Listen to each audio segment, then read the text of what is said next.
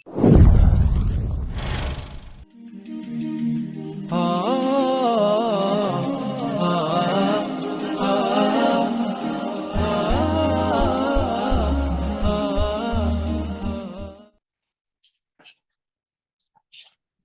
bismillahirrahmanirrahim. Assalamualaikum warahmatullahi wabarakatuh. Waalaikumsalam warahmatullahi Waalaikumsalam wabarakatuh. warahmatullahi wabarakatuh. Alhamdulillah rabbil alamin wassalatu wassalamu ala asyrafil anbiya'i wal mursalin wa ala alihi wa sahbihi ajma'in.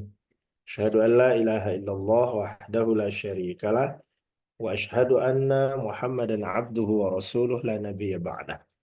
Allahumma salli wa sallim ala nabiyyina al-karim Muhammadin sallallahu alaihi wasallam wa ala alihi wa sahbihi ajma'in.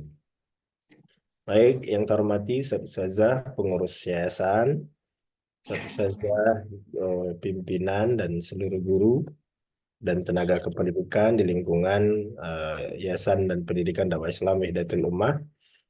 Kemudian Bapak Ibu wali murid Qurrata Ayun mulai dari PAUD, TK, SD, SMP dan SMA. Puji syukur kita hadirkan kepada Allah Subhanahu wa taala. Alhamdulillah malam ini kita bisa hadir dalam rangka melaksanakan kajian bulanan kita yang memang sudah lama tidak kita laksanakan. Hal ini memang kita lakukan dalam rangka meningkatkan pemahaman keislaman kita. Jadi sekali lagi Bapak Ibu dan Ustadz Ustazah, momentum seperti ini bagi kita ini bukan untuk anak-anak, tapi adalah untuk kita para orang tua dalam rangka meningkatkan pemahaman keislaman kita. Salawat dan salam buat junjungan kita baginda Rasulullah Sallallahu Alaihi Wasallam. Allahumma salli ala Muhammad wa ala ali Muhammad. Baik Bapak Ibu yang dirahmati Allah. Sengaja untuk malam ini kita bicara tentang tema ekonomi ya. Karena memang tema ekonomi syariah.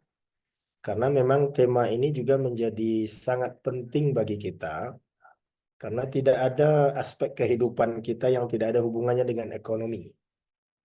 Nah, pasti semuanya berhubungan dengan ekonomi.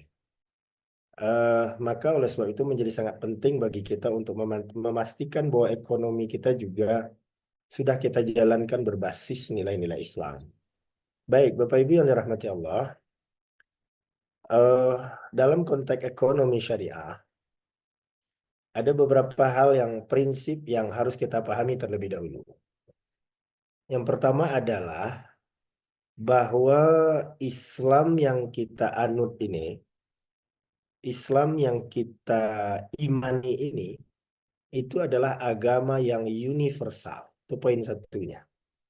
Jadi artinya apa? Bahwa itu mencakup seluruh aspek kehidupan. Jadi tidak ada persoalan kehidupan kita, bidang hidup kita, sektor kehidupan kita yang tidak diatur di dalam Islam. Nah, inilah yang kemudian Allah tegaskan di dalam Al-Quran. وَنَزَّلْنَا عَلَيْكَ الْكِتَابَ تِبْيَانًا لِكُلِّ شَيْءٍ. Ya. Dan kami jelaskan di dalam Al-Quran itu, dan kami turunkan Al-Quran itu tibyanan likulli syai', kata Allah, menjelaskan segala persoalan. Artinya apa? Tidak ada masalah kehidupan yang tidak diberikan panduan dan pedoman oleh Islam. Itu satu. Yang kedua, sebagai seorang muslim, kita juga diperintahkan oleh Allah, udkhulu fis-silmi kafah. Masuklah ke dalam Islam itu secara keseluruhan. Artinya apa? Jangan Islam kita itu hanya Islam ibadah, gitu. Tapi berbagai bidang kehidupan kita itu tidak berpegang kepada nilai-nilai Islam. Nah, maka Bapak Ibu yang dirahmati Allah, sebagai gambaran sederhana, Nah, kita lihat bahwa Islam yang kita anut ini, nah, ada mohon maaf kesalahan paradigma sebagian masyarakat kita ketika bicara Islam, sering yang terbayang itu ini, akidah, ibadah, akhlak. Itulah yang dianggap sebagai dimensi Islam. Jadi ketika kita diajak, ayo berislam secara kafah.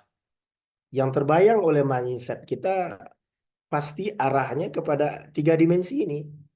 Bagaimana meluruskan akidah, bagaimana memperbaiki ibadah, ya sholat, ya zikir, ya zakat, ya haji, puasa, dan seterusnya. Kemudian setidaknya akhlak, ini secara umum. Tetapi Islam itu juga bicara pendidikan, Islam itu juga bicara ekonomi, Islam itu juga bicara hukum, Islam itu juga bicara politik, Islam itu juga bicara keluarga, Islam itu juga bicara sosial, Islam juga bicara militer dan segala aspek. Bahkan seperti yang kita pahami bahwa jangankan sektor-sektor penting seperti ini, urusan masuk ke WC dan keluar WC kita diatur oleh Islam. Urusan bagaimana cara tidur, bagaimana bangun tidur, yang sangat privat, gitu, itu diatur oleh Islam. Nah, makanya sekali lagi poin yang perlu kita pahami ketika kita memang berislam secara kafah, maka semua dimensi ini harus kita jalankan berkandalkan panduan Islam. Termasuklah di antara dimensi yang sangat penting itu adalah dimensi ekonomi. Karena seluruh kehidupan kita pasti ada hubungannya dengan ekonomi. Ibadah ada hubungannya dengan ekonomi.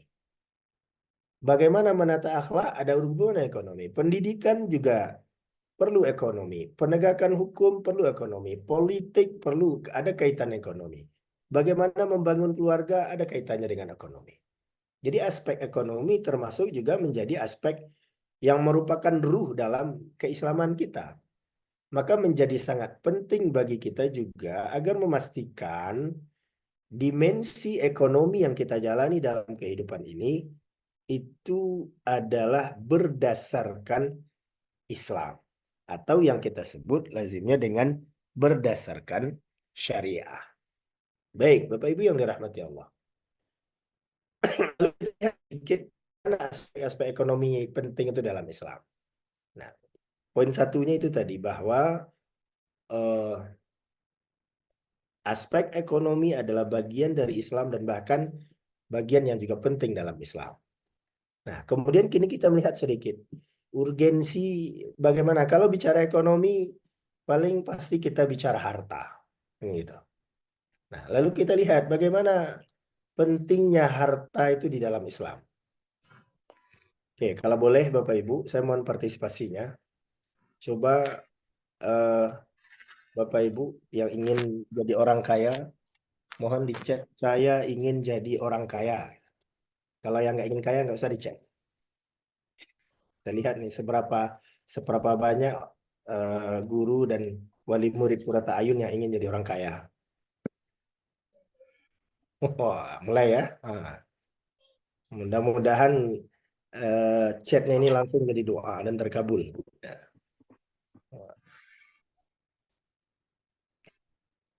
Saya ingin jadi orang paling kaya, luar biasa ini. Wah, luar biasa. Saya ingin jadi orang kaya. Oke, mudah-mudahan yang ngechat, ini betul-betul dikabulkan oleh Allah keinginannya ya. Sekalian tidak tertidur, makanya disuruh ngechat dulu. Nah, kalau tidak disuruh aktivitas, jangan-jangan nanti HP ini sudah tertaruh saja gitu ya. Oke, Alhamdulillah. Baik, makasih. Dan mudah-mudahan yang sudah ngechat ini dikabulkan oleh Allah Subhanahu wa taala. Oke. Sekarang Bapak Ibu, saya ingin ganti topiknya. Nah, boleh juga saya minta di chat juga. Silakan Bapak Ibu, Ustazah berpendapat. Dalam Islam, nih, boleh ya yang masih belum sempat ketik saya ingin orang kaya, oke, tidak apa-apa kita cukupkan. Kita mulai dengan pertanyaan kedua. Nah, Silahkan berpendapat ya dengan ilmu yang Bapak Ibu pahami aja lah. Apa hukumnya menjadi orang kaya dalam Islam? Anggaplah kalau bicara hukum itu ada wajib, ada sunat, ada makruh, ada mubah, ada haram. 5 itulah pilihannya. Jadi menurut Bapak Ibu, apa hukum menjadi orang kaya? Boleh, sunat, wajib. Nah, ini ikhtilaf ulama wali murid Qurrata Ayun nih. Ada yang bilang wajib, tapi kebanyakan wajib ya. Ada yang bilang sunat, oke. Ada yang bilang boleh, yang bilang makruh ada enggak? Nah, nggak ada ya, wajib, perlu. Wah, ini ada hukum baru nih, perlu. Jadi kalau dalam hukum, dalam Islam itu ada 5 pilihannya. Minimal dalam konsep jumhur ya, ada wajib, ada sunat, ada mubah, ada makruh, ada haram. Nah, oke, baik. Nah, ya silakan, masih ada ruang untuk berpendapat.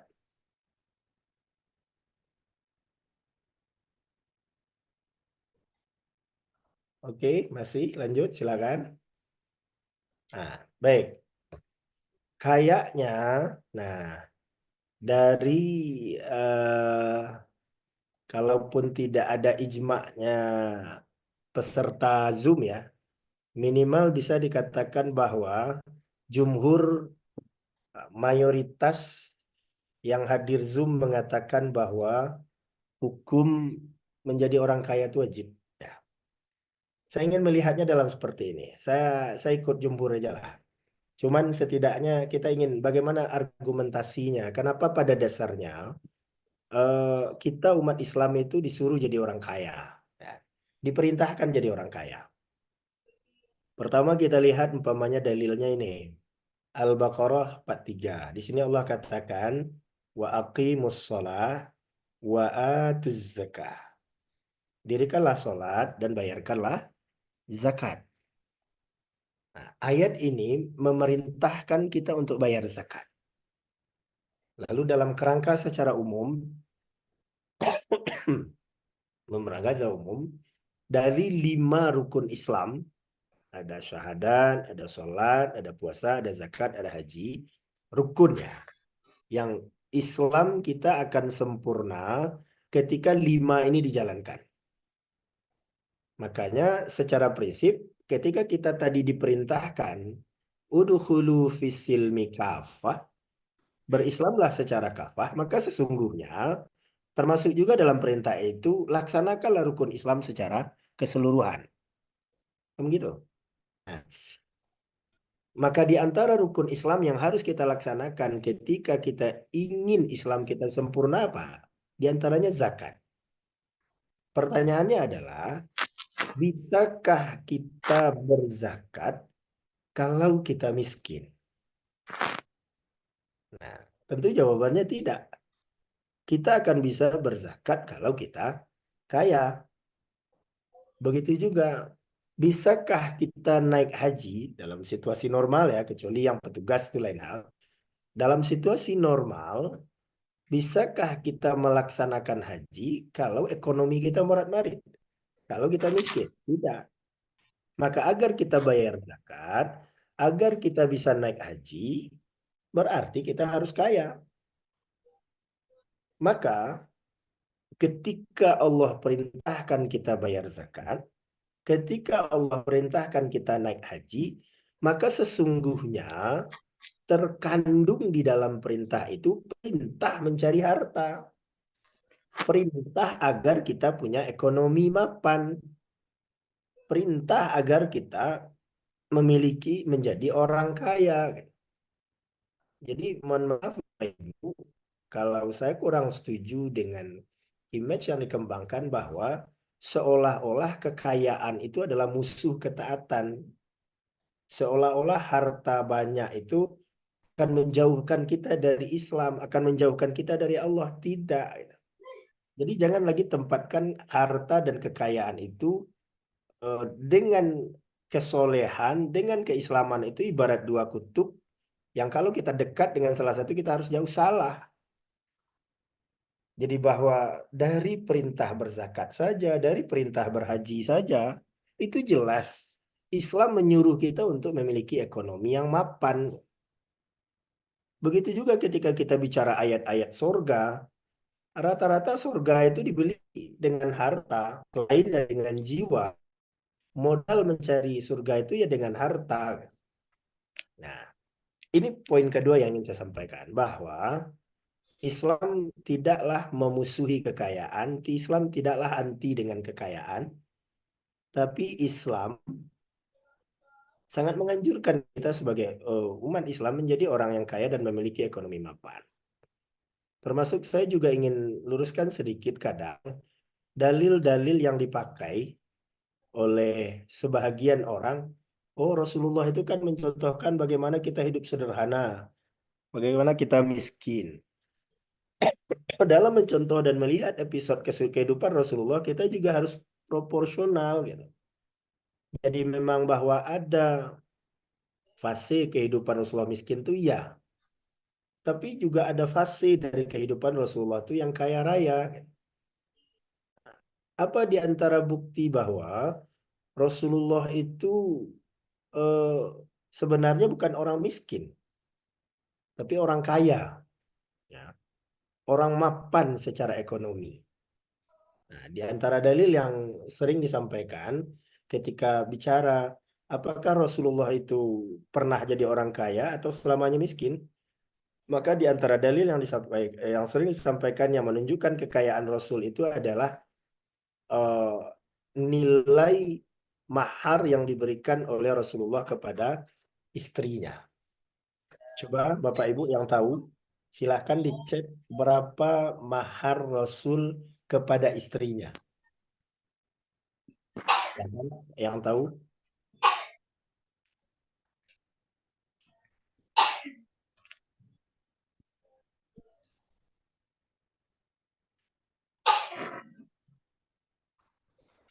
berapa mahar Rasul kepada istrinya? Ada yang tahu Bapak Ibu? Seperangkat alat sholat, salah. Nah, pasti salah.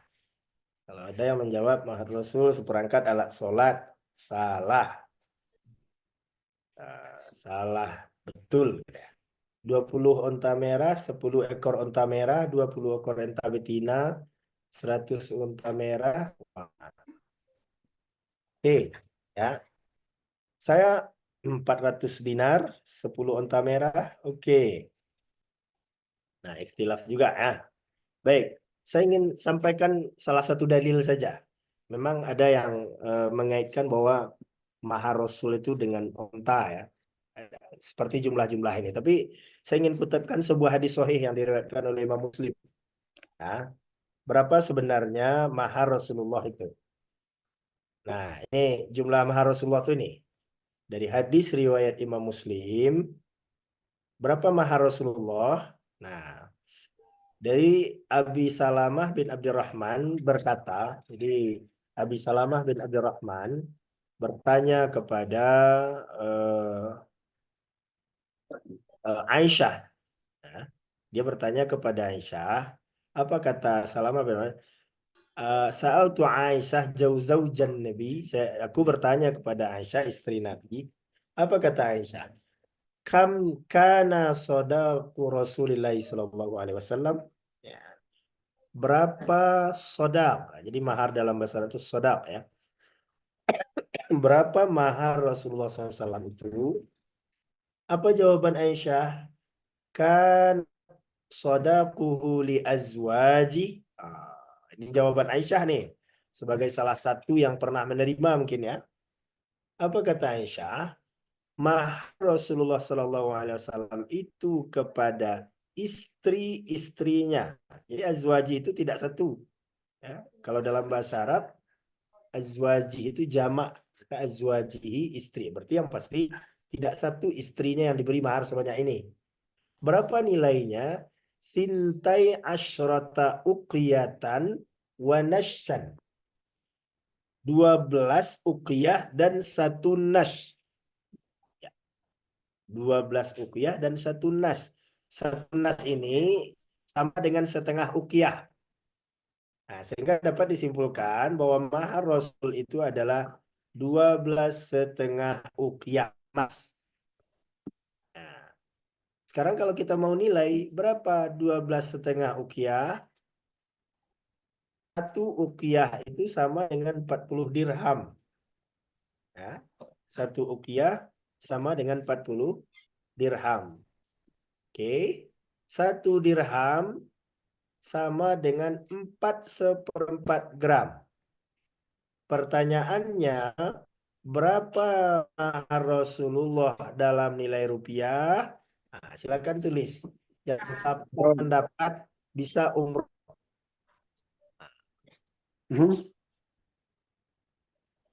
Saya ulang lagi pertanyaannya tadi. Hadis tadi menjelaskan mahar Rasulullah 12,5 ukiah. Nah, 1 ukiah 1 ukiah 40 dirham. 1 dirham 4/4 gram. 1 gram anggaplah hari ini 1.250.000. Maka yang benar 12 M ini terlalu 43 juta sedikit mana. Nah, lebih kurang ini ada jawaban dari pengurus kabupaten. Ini mungkin karena kabupaten yang diurusnya cepat jawabannya benar. Lebih kurang 2,6 miliar. Ya.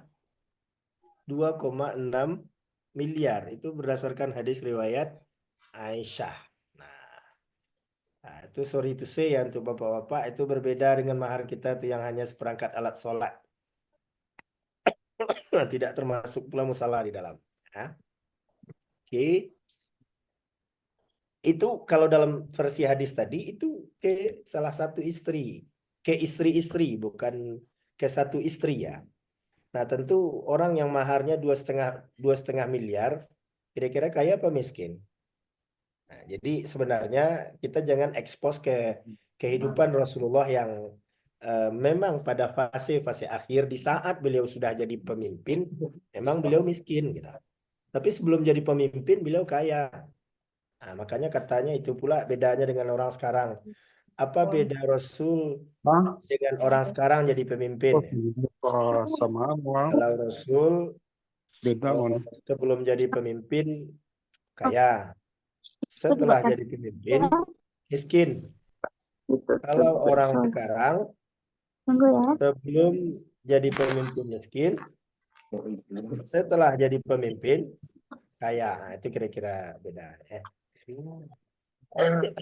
Ya, baik Bapak Ibu yang dirahmati Allah. Jadi ini salah satu. Jadi bahwa jangan lagi kita memusuhi harta, karena dalam Islam harta itu bukan sesuatu yang harus kita jauhi, tapi yang harus kita kumpulkan sebanyak-banyaknya agar memang kita bisa menyempurnakan keislaman kita. Nah, tentunya, nah Bapak Ibu yang harus juga diperhatikan adalah kita tidak melihat bahwa mengumpulkan harta begitu saja, tetapi tentu melihat juga untuk apa kita di dalam Islam itu diperintahkan mengumpulkan harta.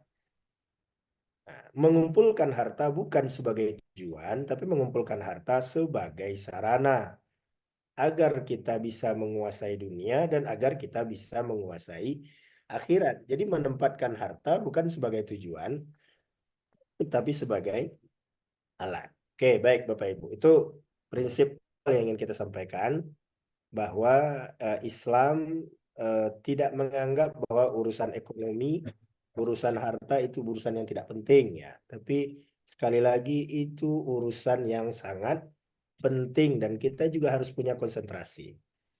Nah, lalu kemudian ketika kita menjadikan ekonomi atau harta itu menjadi sangat penting, tentu bagi kita harus memperhatikan bahwa pengelolaan harta, pencarian harta itu harus sesuai dengan nilai-nilai Islam.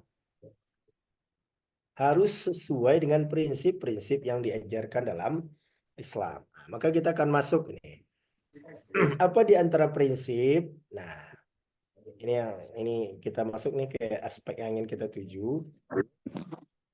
Di antara prinsipnya itu adalah ada beberapa jenis transaksi material ya, maliyah di dalam Islam itu. Ada namanya transaksi atau akad yang disebut dengan akad tabarru atau akad sosial. Ini salah ketik ya, sosial bukan sosial. Dan yang kedua ada akad muawadhah atau tijari atau akad bisnis. Jadi dalam Islam itu kita berpeluang mentransaksikan harta itu dalam bentuk sosial. Ya, memang harta itu kita transaksikan tanpa ada motif untuk mencari keuntungan, tapi betul-betul untuk menolong, untuk membantu. Yang kedua, ada akad muawadhah atau tijari atau bisnis. Bahwa harta itu kita transaksikan memang untuk mencari keuntungan. Jadi tidak ada masalah juga kalau kita mencari keuntungan. Nah, jadi ada yang sifatnya sosial, tabarru', dan ada yang sifatnya tijari atau muawadhah. Apa itu akad sosial? Ya, sedekah, infak. Termasuklah di dalam akad tabarru' itu adalah qard ini, atau yang dalam bahasa kita disebut dengan hutang. Termasuk juga di dalam akad sosial itu tabarru', pinjam. Apa bedanya qard dengan ariyah? Mungkin kalau kita sering menyamakan saja utang piutang, pinjam pinjam itu sama, tapi kalau dalam fikih dia punya istilah, ada istilah qard, ada istilah ariyah. Bedanya kalau qard itu adalah kita meminjam dan itu yang dikembalikan itu adalah nilainya, nilai yang sama. Tidak benda yang dipinjamkan itu lagi, tetapi benda yang sama atau benda yang memiliki nilai sama. Contohnya, kalau uang itu qard, minjam uang itu bisa disebut dengan qard. Karena apa? Yang kita kembalikan bukan uang itu. Yang uang yang kita pinjam sudah habis kita belanjakan. Tapi kita kembalikan dalam bentuk uang dengan nilai yang sama walaupun itu tidak uang yang kita pinjam. Atau pinjam beras.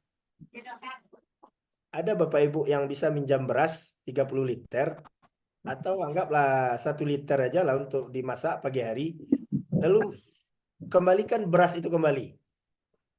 Nggak mungkin beras itu, karena beras itu sudah diolah jadi nasi, nasi sudah jadi dalam perut, nah, sudah sampai jadi rezeki ikan. Nah, nggak mungkin. Nah, itu namanya part ya.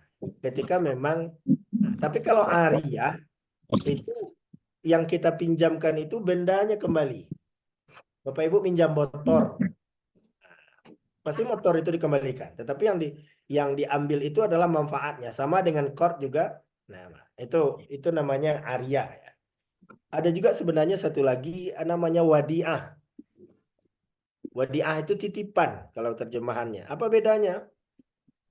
Kalau qard dan ariyah ini prinsip utamanya memang sengaja dipinjamkan agar orang yang meminjam mendapatkan manfaat. Memang untuk dimanfaatkan oleh orang yang meminjam. Tapi kalau wadiah, hukum asalnya sebenarnya itu tidak untuk diambil manfaat, tapi hanya untuk dijaga. Jadi Bapak Ibu pulang kampung, lalu titip motor ke tetangga. Titip. Untuk apa? Untuk dijaga. Itu namanya wadiah kalau di dalam Islam. Cuman persoalannya adalah, boleh tidak titipan itu diambil manfaatnya oleh orang yang menerima titipan? Kita nitip motor sama tetangga, kita mau pulang kampung.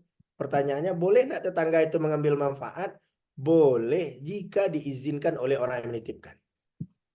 Tapi kalau tidak diizinkan, maka wadiah prinsip dasarnya untuk dijaga. Ya, oke. Atau hibah. Ini juga akad sosial. Artinya apa? Dalam akad-akad ini kita tidak boleh mencari untung.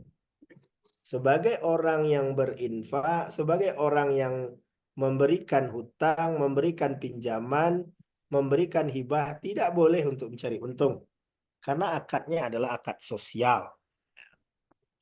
Kemudian yang kedua ada namanya akad muawad atau tijari, akad bisnis.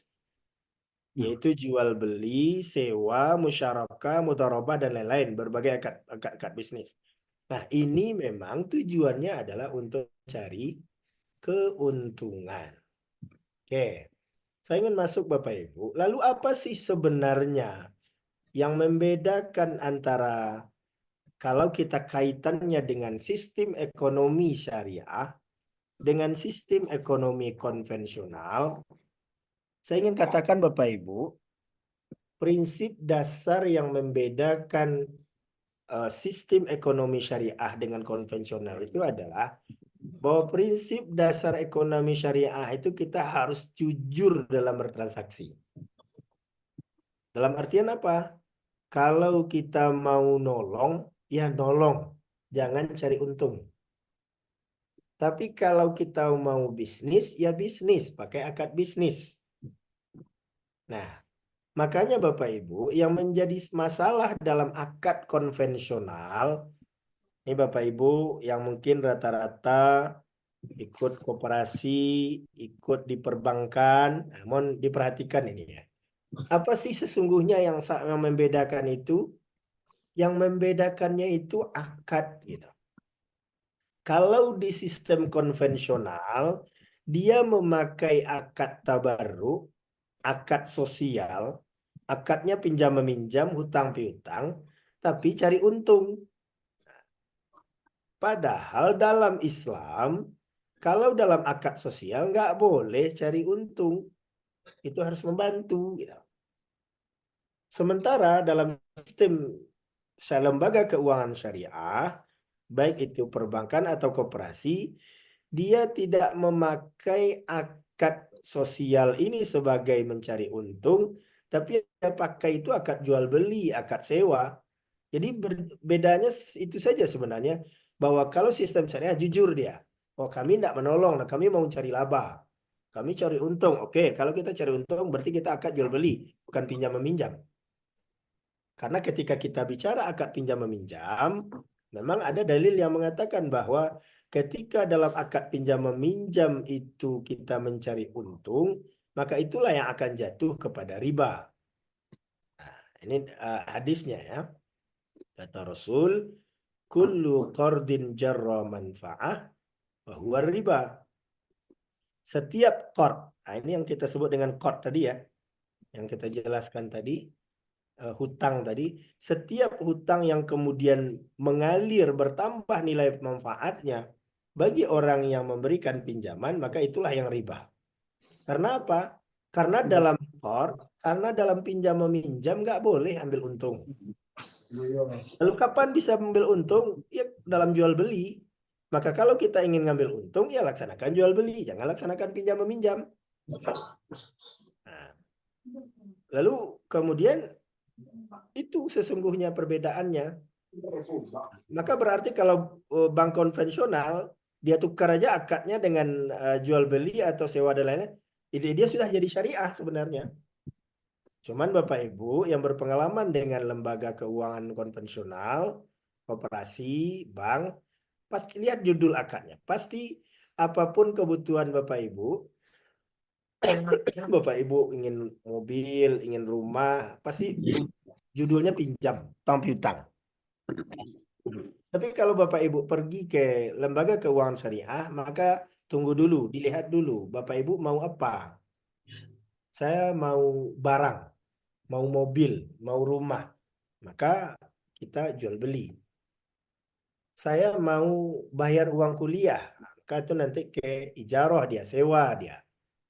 Saya contohkan begini, contoh sederhananya ya, Bapak Ibu, nah, kira-kira begini, mudah-mudahan jelas ya. Nah, kalau di konvensional akadnya pinjam, ya. Kalau di syariah akadnya pembiayaan. Pembiayaan itu bisa dalam bentuk jual beli, sewa, mudharabah, musyarakah dan lain-lain. Nah, kita contohkan dalam bentuk jual beli lah atau yang disebut dengan murabahah. Kalau Bapak Ibu datang ke bank konvensional, dia umpamanya Bapak Ibu ingin beli mobil dengan nilai 100 juta. Maka kalau Bapak Ibu datang ke lembaga keuangan konvensional, Bapak Ibu akan diberikan pinjaman uang 100 juta. Lalu kemudian karena pinjaman dia tetapkan bunga. Kita contoh saja ini bunga 10% per tahun. Kalau Bapak Ibu ngambil jangkanya 10 tahun, berarti tentu menjadi 100%. Maka Bapak Ibu harus membayar 200 juta dalam jangka 10 tahun. Maka kalau dibagi 200 juta bagi 120 bulan, maka Bapak Ibu akan berkewajiban membayar per bulan 1.666.066 rupiah dan seterusnya. Itu kalau ke bank konvensional. Kalau ke lembaga keuangan syariah, Bapak Ibu mau mobil tadi, oke. Prinsipnya dia akad jual beli. Bagaimana proses akad jual belinya? Bapak Ibu tunjuk mobil, mau mobil apa dan atau siapa penjualnya, anggaplah dealer umpamanya, showroom di showroom A. Maka pihak bank akan membeli mobil itu dengan nilai 100 juta ke showroom. Lalu setelah dibeli oleh bank, maka dia akan menjual ke Bapak Ibu. Nah, ketika dia mau menjual ke nasabah, bolehkah dia ngambil untung? Boleh. Yang nama jual beli boleh untung. Nah, mohon maaf ini saya salah tulis ini bukan bunga tapi margin ya, margin. Maka kemudian bank menetapkan kalau Bapak beli dalam jangka 1 tahun dia akan ngambil untung 10%. Tapi kalau Bapak beli dalam jangka 10 tahun menyicil, maka dia berarti juga 10% kali 10 juga 100%. Makanya jadinya Bapak Ibu akan membeli mobil itu harga pokok 100 plus harga keuntungan yang diberikan ke bank dalam jangka 10 tahun 100. Maka kalau dicicil per bulan jadinya juga akan sama 1.666.000. Kan sama, iya, sama jumlahnya. Tetapi apa yang membedakan? Akadnya. Satu pinjam, satu jual beli. Dalam pinjam tidak boleh ngambil untung sehingga bunga menjadi dilarang. Dalam jual beli halal ngambil untung. Oh, boleh lebih dari 10%? Boleh.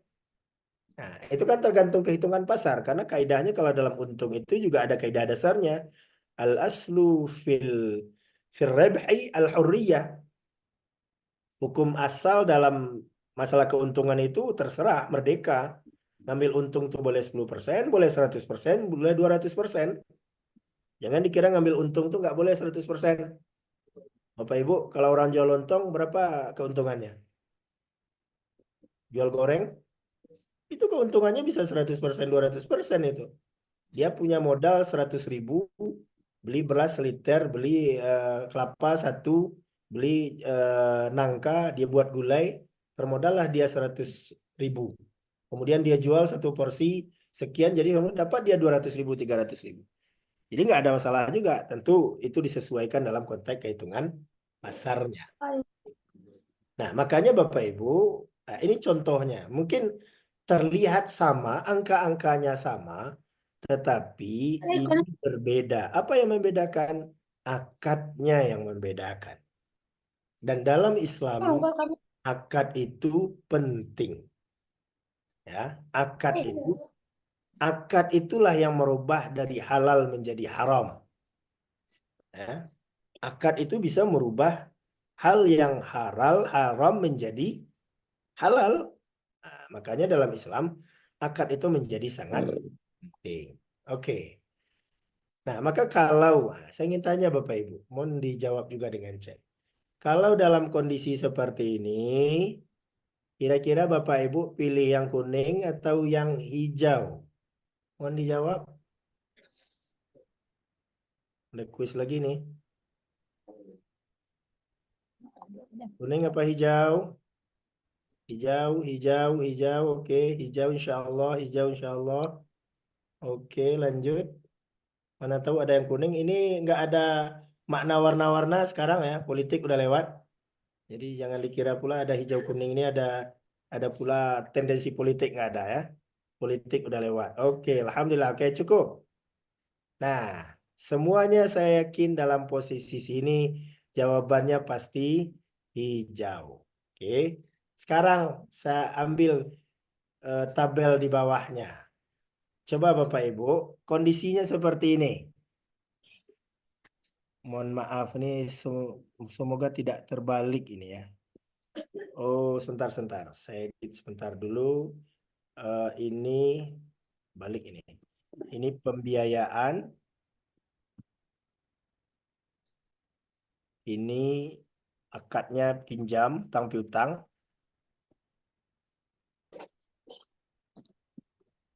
Oke, ya. Ada kuning, ada hijau lagi. Kuning sebelah kiri, hijau sebelah kanan. Kalau di syariah akadnya pembiayaan, konvensional akadnya hutang. Nilainya sama-sama 100 juta. Cuma di konvensional marginnya 10% per tahun. Di bank maaf, di bank syariah, anggaplah ini bank atau koperasi ya, margin 10% per tahun. Di konvensional 7,5%. Wah, ini udah bertarung nih. Sehingga kalau dibagi tadi 10 tahun, ke bank syariah kita harus nyicil 1.666.000. Kalau ke konvensional cuma 1.458.000. Dilihatlah pula ke bawah. Kalau syariah rumit prosesnya. Kalau konvensional mudah, 1 hari cair. Kalau ke syariah lama. Kalau di konvensional 1 hari bisa clear. Syarat di syariah banyak, di konvensional sedikit, mudah. Oke, saya ingin tanya lagi. Kira-kira dalam posisi seperti ini, Bapak Ibu, satu saja, pilih hijau apa kuning? Nah, ayo, kuning. Benar nih kuning. Ini bukan Golkar lah ya. Nah, ayo kuning. Yakin kuning? Ini marginnya cuma 7,5. Yang ini 10. Yang ini menunggu waktu. Yang kuning harus nunggu 2 minggu. Yang konvensional 1 hari bisa cair. Yang di syariah syaratnya banyak. Nah, terus ada akad inilah, ada wakalah lah, ada harus survei lapangan lah, dan seterusnya. Ada yang menarik. Di hati kuning kenyataannya hijau. Ini bercampur. Kesamuanya dalam pemilu. Yang didukung kuning, pindah pilih hijau. Oke ya. Oke, baik Bapak Ibu. Nah, kadang realitas. Nah, Bapak Ibu yang dirahmati Allah, oke. Nah, Ketika, situ ketika nak terjadi ini seperti ini, pisau. Nah, ini ayo. Eh, inilah yang kadang yang membuat orang sama kelas. kuat, gitu. Inilah yang kadang mohon maaf Bapak Ibu yang PNS, yang anggota koperasi, yang pengurus koperasi, masih nggak mau pindah ke syariah. Karena menganggap apa? Oh, syariah ini rumit. Syariah ini mahal. Oh, marginnya besar. Harusnya syariah itu murah lah. Masa lebih mahal pada konvensional. Itu yang cara berpikir kita salah. Seolah-olah kalau agama itu mudah. Satu hal yang harus kita pahami Bapak Ibu, surga itu nggak dengan mudah kita dapat. Dengan sulit. Makanya ada riwayat mengatakan bahwa huffatin nar bisyahawat wa huffatil jannah bil makari. Bahwa surga itu dipagari oleh hal yang tidak menyenangkan, sementara neraka itu dipagari oleh hal-hal yang mengasihkan. Maka Bapak Ibu, andai realitas lapangan seperti ini, ya, andai realitas lapangan seperti ini, maka kenapa kita harus tetap pilih kuning? Ya. Kalau orang yang memandang transaksi ekonomi itu hanya pragmatis, hanya masalah untung rugi, maka pasti tetap dia akan pilih hijau. Karena dia memandang transaksi ekonominya itu hanya untung rugi. Tapi seorang muslim, dia tidak boleh memandang transaksi itu hanya untung rugi. Dia harus memandang bahwa transaksi itu adalah ini masalah ideologi ini. Ini masalah iman gitu. Tak ada filosofi. Coba Bu. Oke. Nah, ini masalah iman, makanya saya akan tetap ambil yang kuning walaupun marginnya lebih tinggi daripada ringan tapi tidak halal gitu.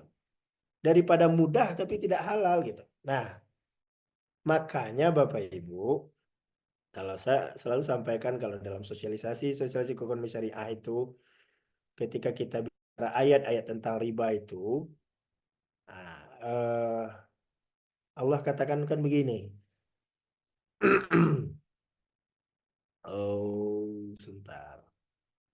Ketika bicara ayat tentang riba ya. Ini. Bismillahirrahmanirrahim. Apa kata Allah dalam Al-Quran?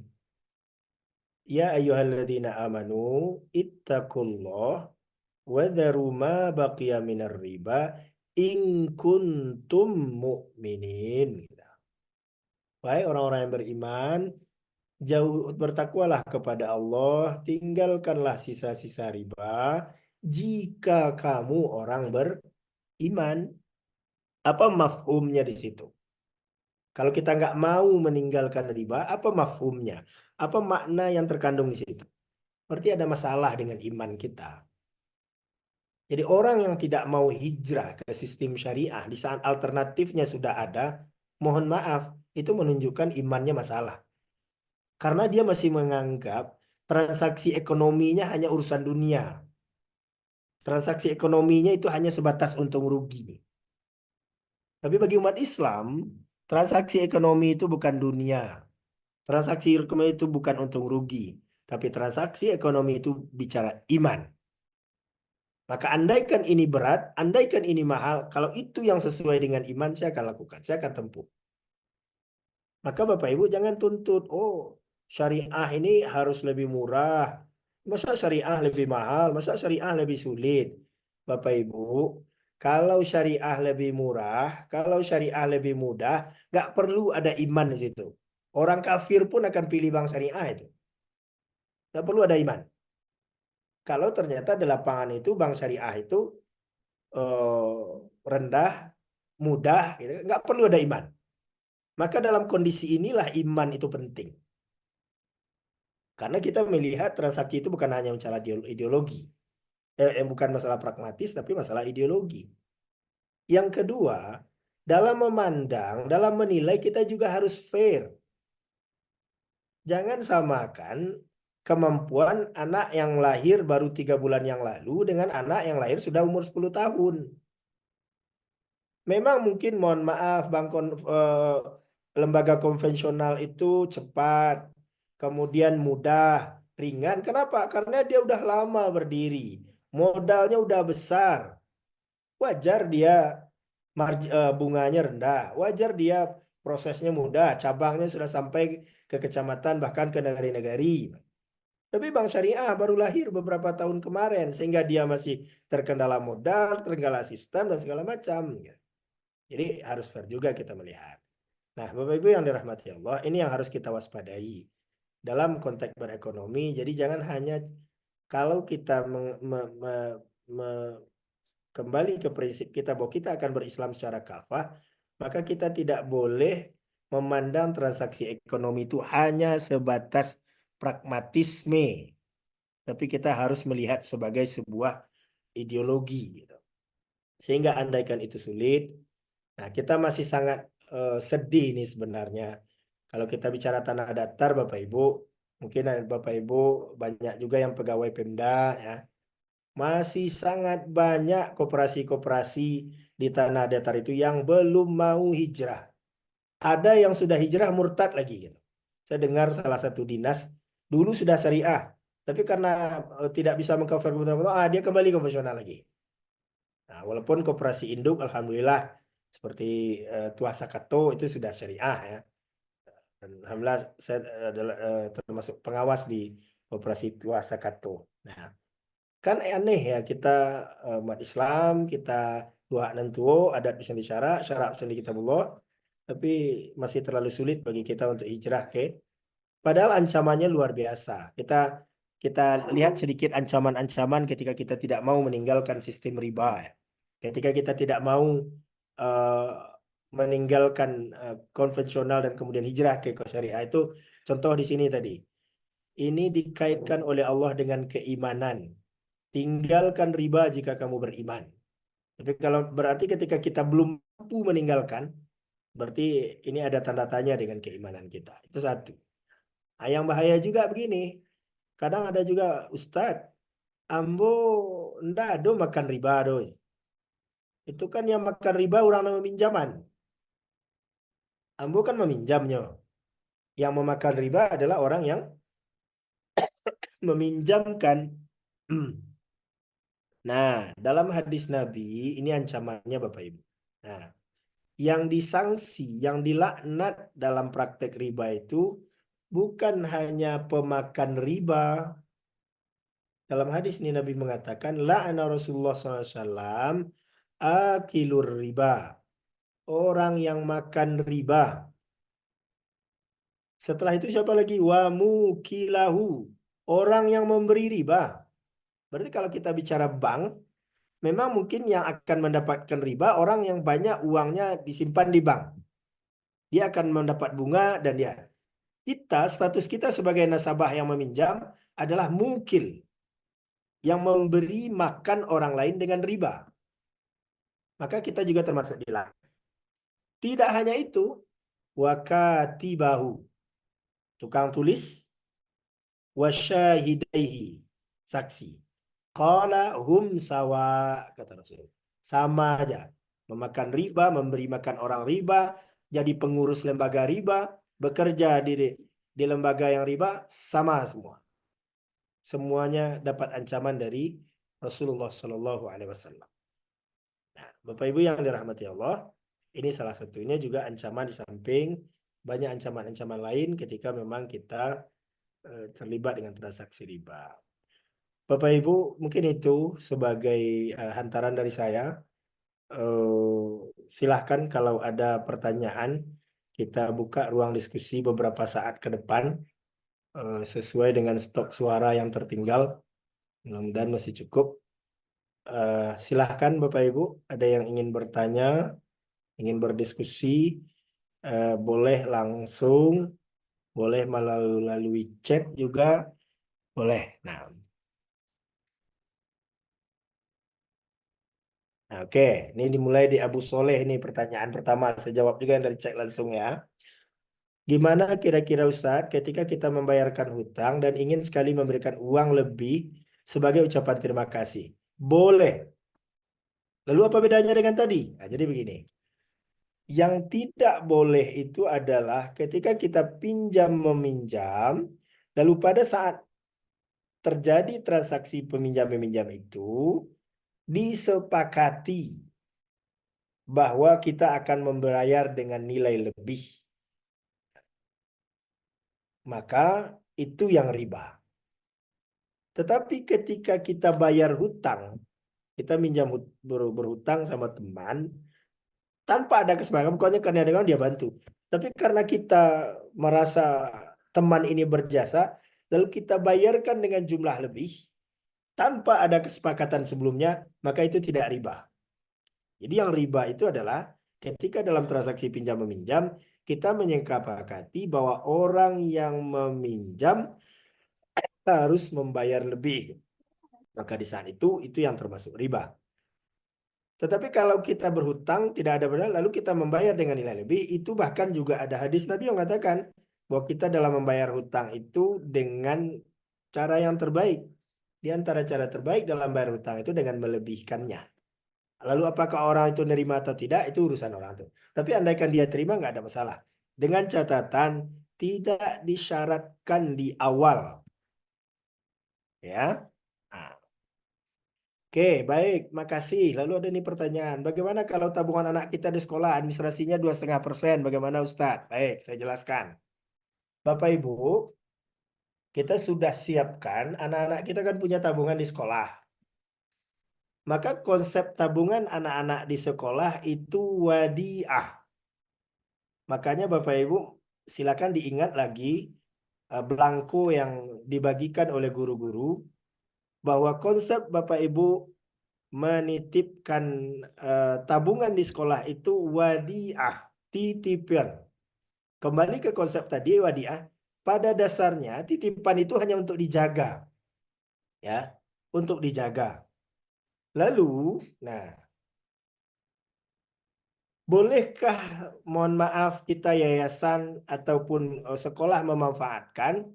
Kalau diizinkan oleh orang yang menitipkan, boleh. Maka Bapak Ibu lihat lagi pernyataannya waktu mau menitipkan. Bapak Ibu izin atau tidak? Kalau memang di pernyataan Bapak Ibu izin dimanfaatkan, maka sekolah bisa memanfaatkan. Itu satu. Lalu bagaimana dengan 2,5%? Nah, ini namanya kenapa kita apa? Bapak Ibu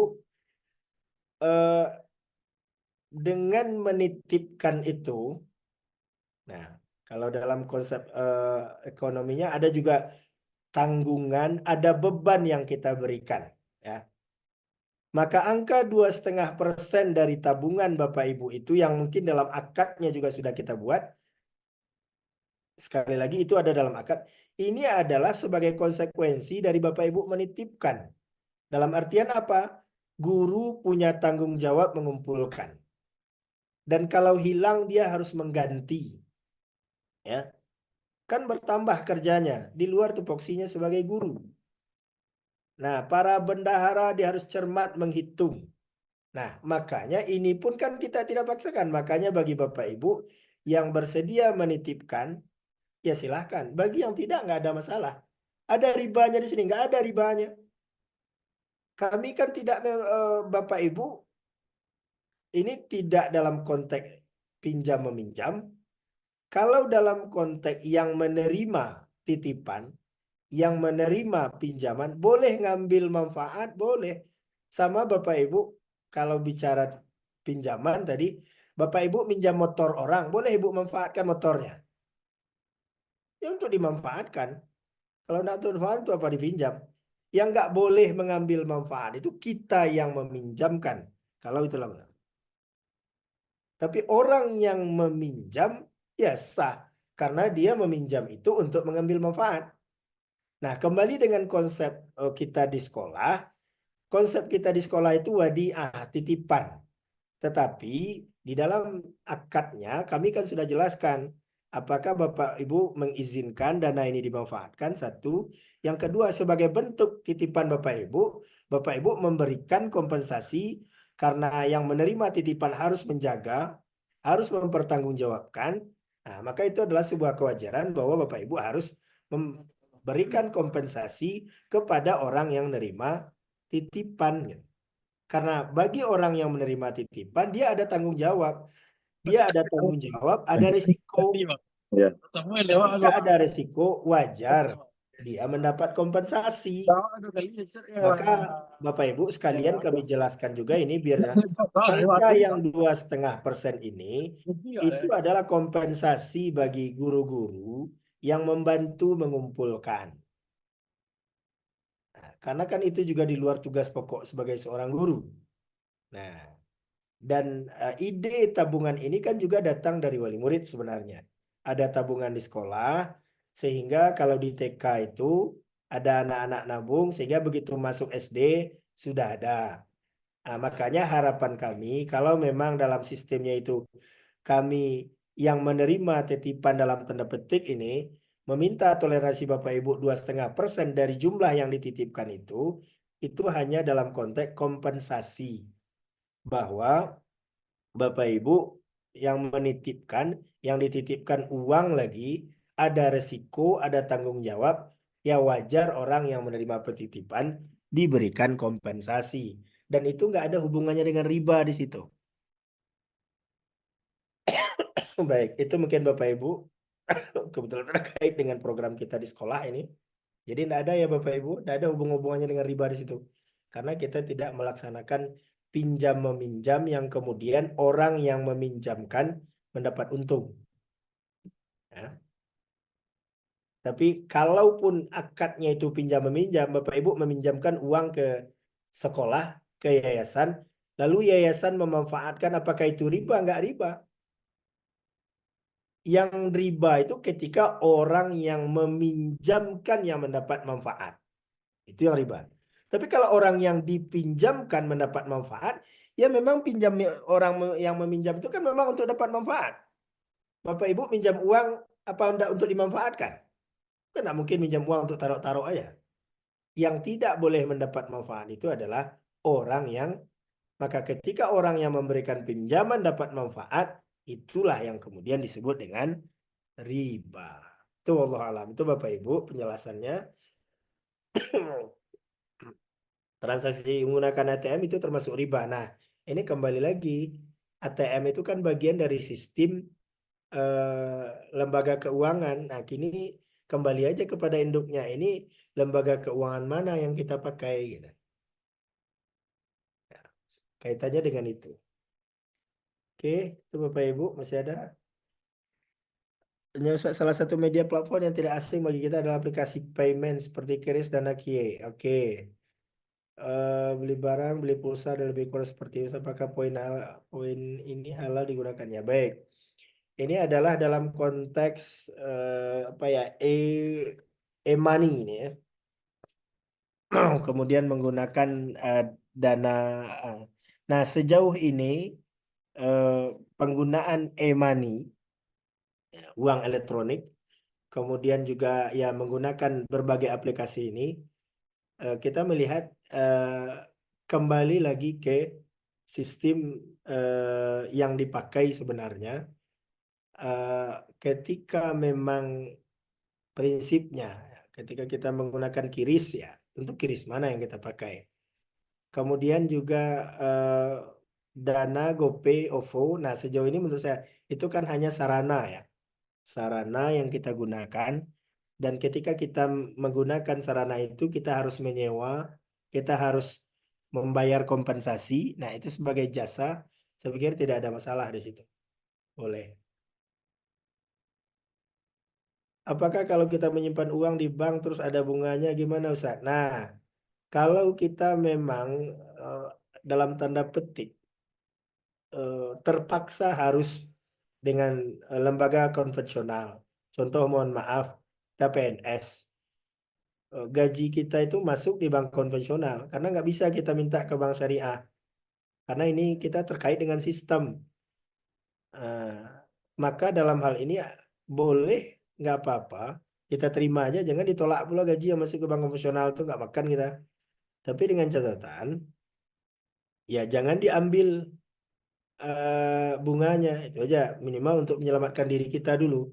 Karena kan kita berada di luar kewenangan dan kemampuan kita. Tapi kalau kita pejabat, kita yang mengambil keputusan, pastikan kita pindahkan gitu. Tapi kalau kita dalam posisi objek yang tidak punya kewenangan, maka minimal kita selamatkan diri kita. Ambil pokoknya, jangan pernah ambil bunganya. Itu aja. Apa bedanya di bank konvensional saya juga meletakkan potongan dan bank juga tidak memaksa untuk meminjam? Ya, memang kan ke bank itu kan nggak ada yang memaksa. Di syariah pun nggak ada yang memaksa. Bedanya tadi itu di akad. Akad yang digunakan. Sekali lagi dalam Islam, akad itu penting. Akad itu yang membedakan halal dan haram. Ya. Apa, mohon maaf ini agak ekstrim contohnya. Apa yang membuat suatu perbuatan, mohon maaf, hubungan biologis antara laki-laki perempuan itu satu bernilai ibadah, satu bernilai dosa besar? Apa yang membedakannya? Dari segi perbuatannya sama, tetapi satu nilainya dosa besar, satu ibadah. Apa yang membedakan? Akad.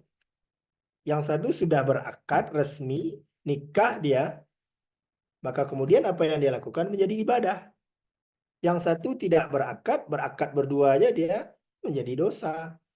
Nah, jadi sekali lagi saya ingin tegaskan, substansi pembedaannya itu adalah di akad. Ya.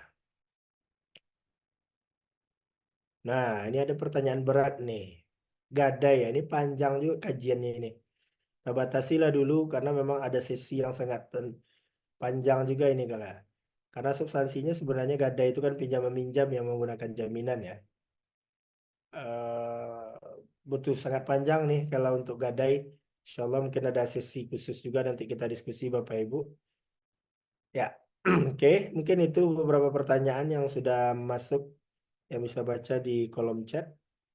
Ada yang ingin langsung satu dua, kalau enggak kita tutup. Bismillah.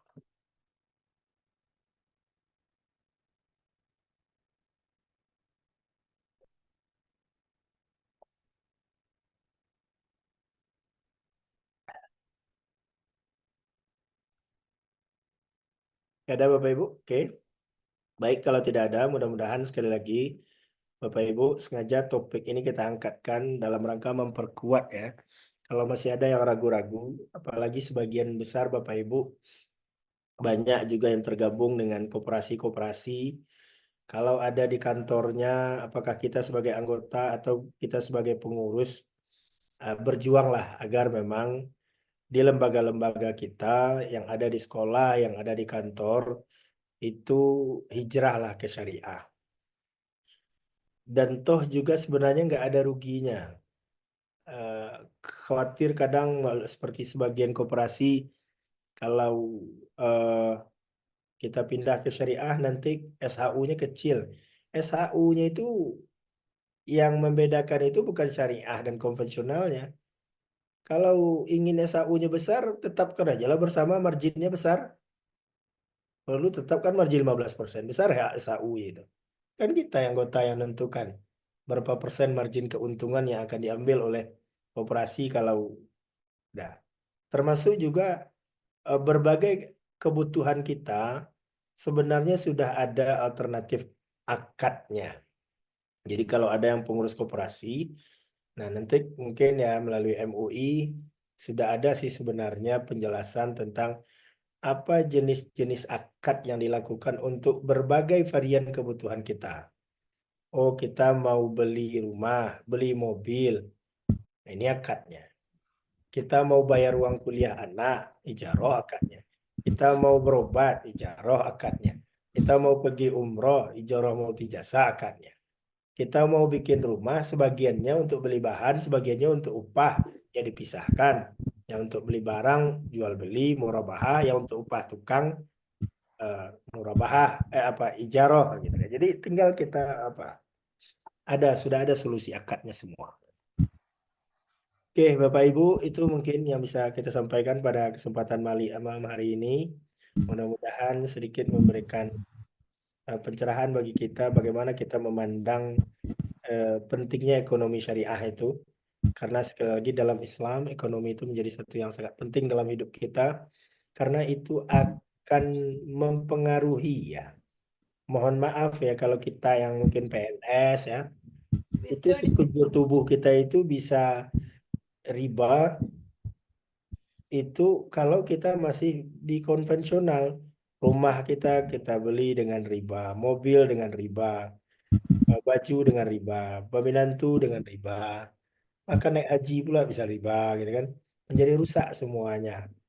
Maka sekali lagi, kalau dalam konteks fatwa MUI, di saat sudah ada alternatif syariah, maka sudah hilang darurat kebolehan eh, menggunakan lembaga keuangan konvensional. Itu saja Bapak Ibu, terima kasih, mohon maaf. Assalamualaikum warahmatullahi wabarakatuh.